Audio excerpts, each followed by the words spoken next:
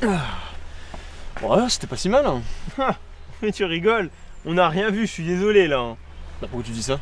Bah hormis la statue de là-bas, des routes et de l'herbe, pour moi, y a que ça. Bah non, tu dis n'importe quoi. Ah bah alors je te mets au défi de trouver des statues, et même si t'en trouves, à mon avis, l'activité, elle est morte. Hein. Ok, on va voir ça. Ok, je t'attends là. Hein. Ok.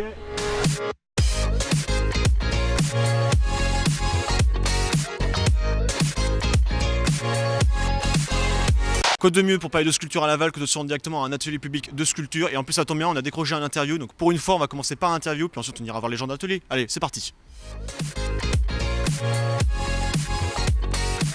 Alors, l'histoire de la sculpture à Laval, elle date maintenant de 1984 avec l'aide de François Mitterrand, puisque c'est lui qui a développé en France ce niveau de culture. Qui a initié Oui. les ateliers publics de sculpture.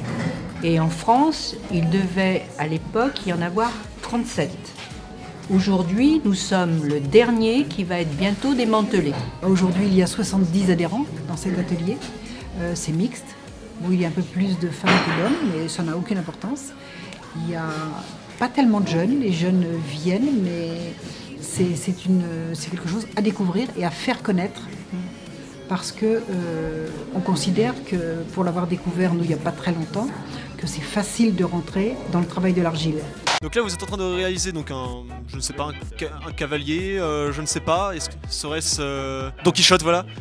Ah, pas Don Quichotte, parce qu'il faudra que je fasse Sancho pour ça. Non, non. Qu'est-ce que vous êtes en train de sculpter, madame? Bah, vous allez me le dire. Alors. C'est des catcheurs. Ah, intéressant. Ouais. Pas mal. J'essaie de travailler sur la tension. Moi je vois deux bébés. Alors, on a l'impression qu'il y en a un qui fait un câlin, comme si vous voulez étouffer le premier, et le deuxième est en train de le pousser, en fait, en mode partez s'il vous plaît monsieur, je ne vous le connais pas.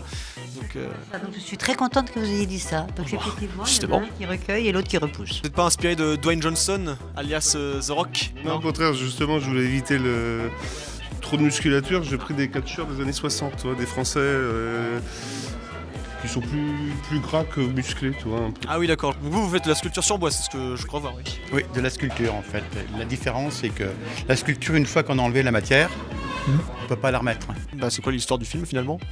C'est l'histoire d'une femme sculpteur qui est aveugle. Daredevil version sculpture, excellent. Là, donc, j'ai enlevé un gros morceau et comment rattraper? Oui, parce qu'effectivement, le contrôle zen n'existe pas dans ce genre de cas. Et qui a un modèle homme. D'accord, et du coup, comment on a fait pour le voir? Il faut regarder le film. Spoiler alert, vous êtes prévenus. Quand j'ai vu votre œuvre, j'ai cru que vous étiez inspiré du Roi Lion, la fameuse scène avec le macaque qui porte Simba. Ouais, c'est vrai, ça fait penser à ça. Bon, là, c'est une femme, là, dans le dessin animé, c'est un homme. C'est avec une femme qui porte un enfant, qui élève en fait son enfant vers les cieux, quoi.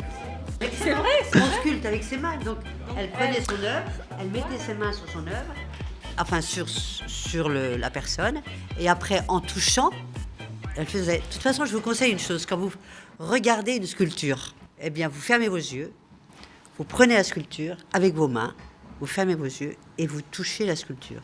Et vous allez voir que vous sentez la sculpture d'une façon complètement différente. On vient de sortir de l'atelier public, les gens étaient super sympas, du coup on va aller retrouver Baptiste, maintenant on y va. Finalement non, on va faire une autre interview, avec Monsieur le Riverain d'ailleurs, on y va.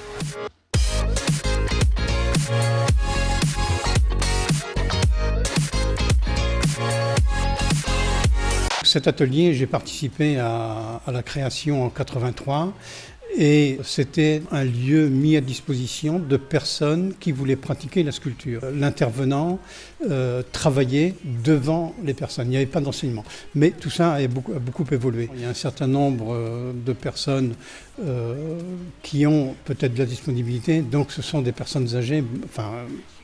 À l'origine, on avait peu de personnes âgées.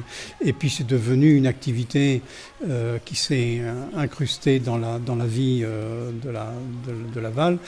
Mais on a de très jeunes sculpteurs. Ce que je vois, c'est qu'actuellement, au niveau des écoles d'art, on revient à ces savoir-faire. La pratique de la sculpture est un petit peu complexe, c'est-à-dire qu'on touche à un certain nombre de techniques. Donc voilà, ce sont des apprentissages qui sont très longs, après être passé dans un certain nombre d'ateliers.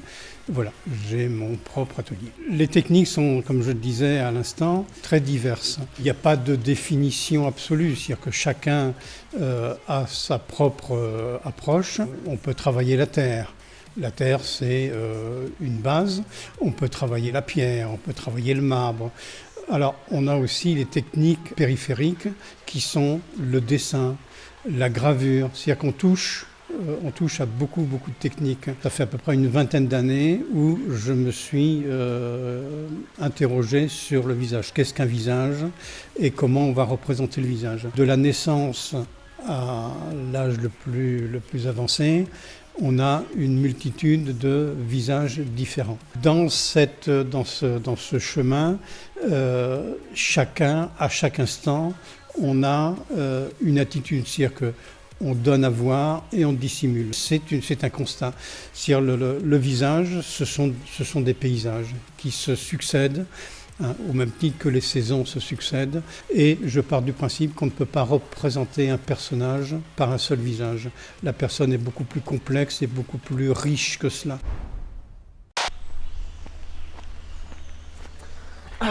Tu vois qu'il y a des sculptures à Laval? Ouais, l'interview plutôt convaincant, vraiment. Ah oui, mais comment tu fais ça, voir ce que je fais alors que t'as pas bougé? Je t'expliquerai. Bon, on y va? Allez, bien. Bon, allez.